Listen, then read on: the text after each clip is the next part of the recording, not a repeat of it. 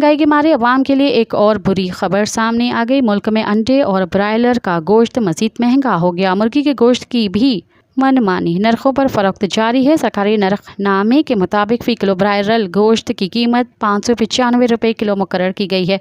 जिंदा ब्रायलर मुर्गी की परचून कीमत 411 रुपये फ़ी किलो, जबकि थोक रेट कीमत 397 पर मुस्तहकिम है।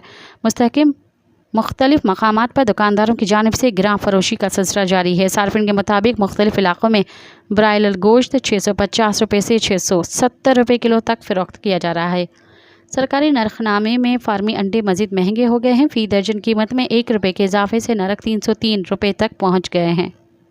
मज़ीद ख़बरनि ऐं तफ़सीलात लाइ विज़िट कयो असांजी वेबसाइट www.awamiNewsHD.com ऐं ॾिसंदा रहो अवामी न्यूज़ HD।